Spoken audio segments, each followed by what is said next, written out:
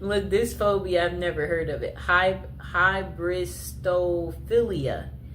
When it comes to having a strong attraction to social deviants, criminals, and prisoners, hybristophilia comes to mind. This is a paraphilia where people are aroused by people who have committed outrageous acts such as cheating and crimes, including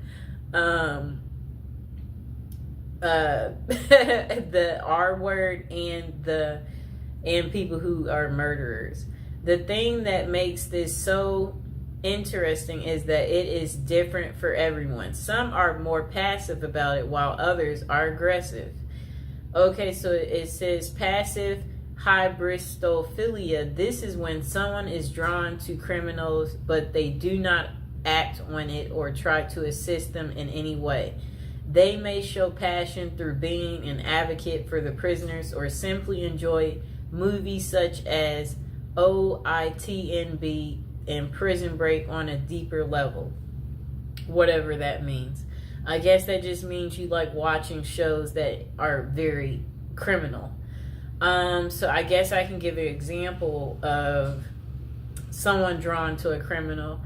Do you remember that movie called Out of Sight with George Clooney and Jennifer Lopez? Remember Jennifer Lopez in the movie? She was a cop. And George Clooney, he was the criminal. And remember, she got kidnapped by George Clooney.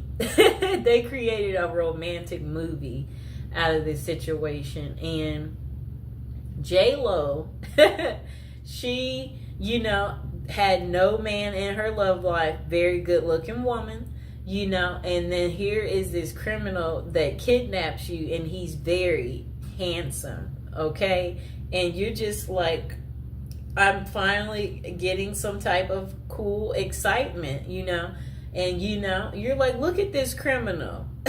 Like, why would I tell on this criminal? I never get this level of fascination. That's how J-Lo felt, So yeah, like at the end of the movie, they were trying to catch him, and the other cops asked her, did you see him? And she kind of like froze, like, because she's wondering, do I tell them? Because she is at work and she is in uniform. She's a cop. And she's like, no. Like, she's not going to rat on him because she fell for the criminal. And before that, her and George Clooney, remember, he's a criminal and he's on the run. And she's a cop. So, yeah, he had her number, so... Yeah, so what happens is the criminal contacts you. Look, the criminal contacts you. You're at home and you're sleeping. The criminal contacts you, and then you wake up because it's the criminal. And then when the criminal is contacting you, that's when you're like, you're all ears because you don't know when you'll ever talk to this criminal again because he's calling like private.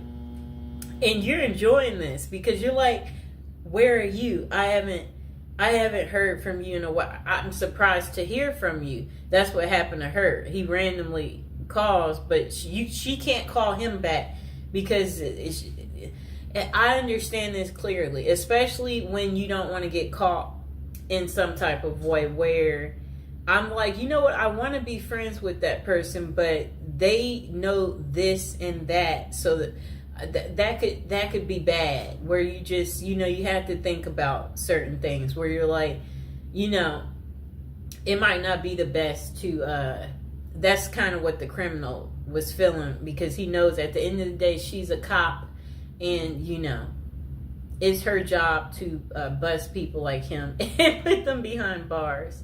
So anyway, they had their secret meetup in the movie.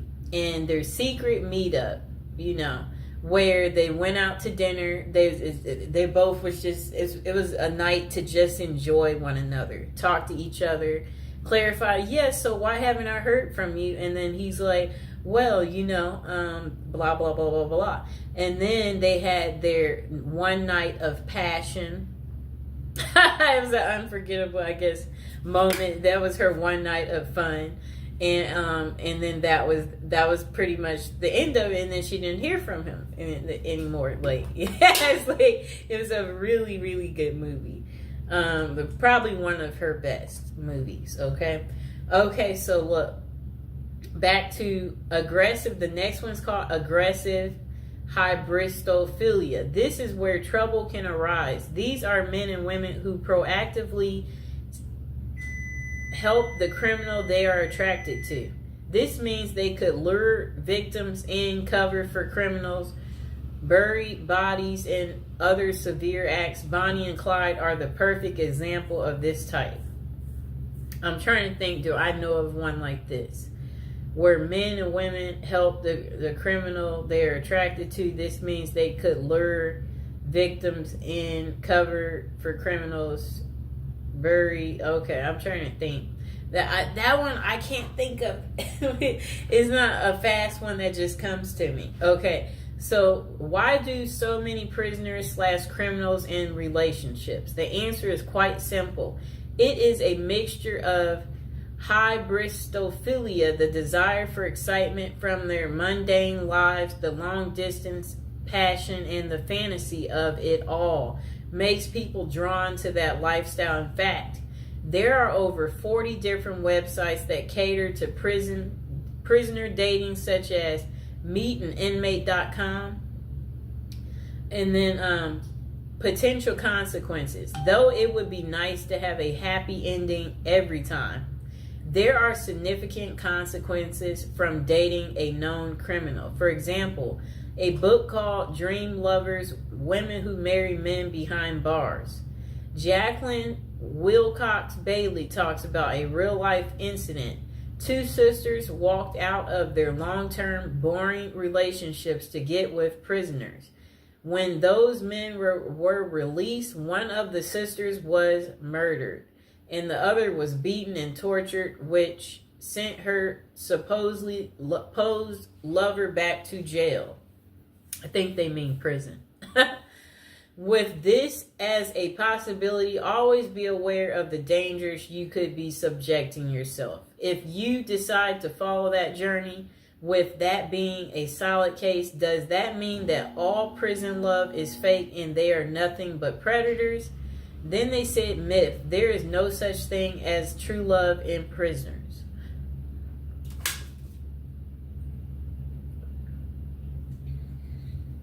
Okay,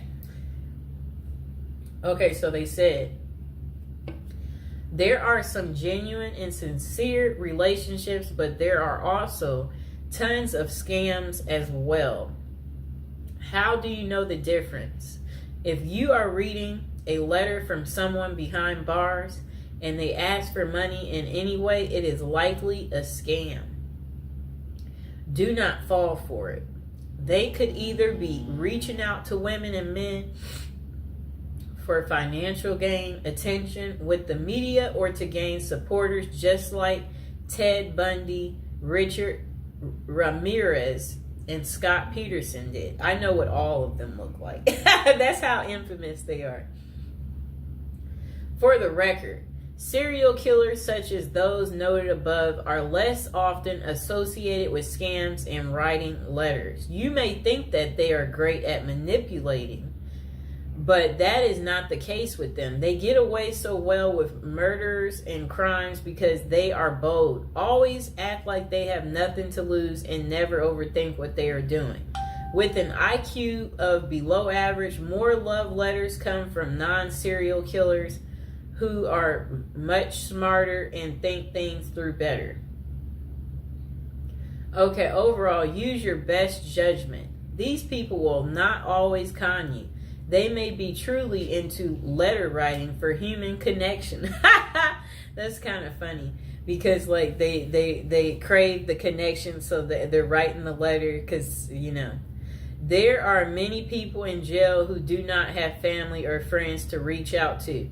So they turn to pen paling to feel involved, valued, heard, and feel like they matter.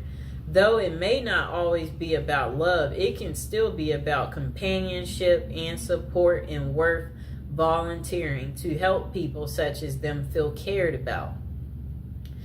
Bonus, how to craft a prison letter. One thing I noted the most about the letter I have how well written it is. There are no errors. The penmanship was nearly perfected and the message was very well contrasted. So how did someone in prison learn to write so well? One word, practice. Those who write love letters would use trial and error in their writing. For example, they would keep tabs on the responses they would get from their loved ones. When they said certain things, they would then work on perfecting in those areas to get even more positive responses. In addition, they could have utilized other inmates for assistance as well. More perspective is a catalyst for fostering new ideals in learning how to write a moving love letter or scamming someone successfully. If you want to learn to write a great letter, start with practicing. Use your feedback as a guide and never be afraid to ask for help so you can become a pro. And the final thought, falling in love with criminals and prisoners is hypobristophilia, though having this characteristic is a passive sense is fine. Seek help if you feel like you will act on those passions. There are limited professionals that can assist, but it is worth finding a reputable person before you do anything drastic that could land you in jail yourself. Oh no. Remember, human connection and writing to prisoners is a great way to improve their quality of life.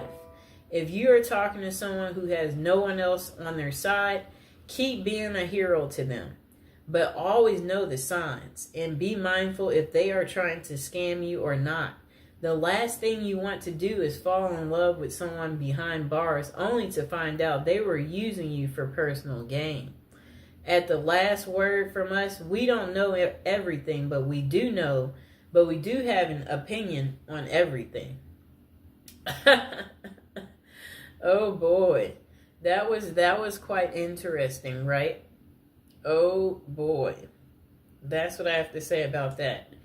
I hope that, now you know why women love men in prison. I hope this has gotten through to you guys, so you get that deep understanding here and you understand that, women can fall in love pretty much with anything, okay?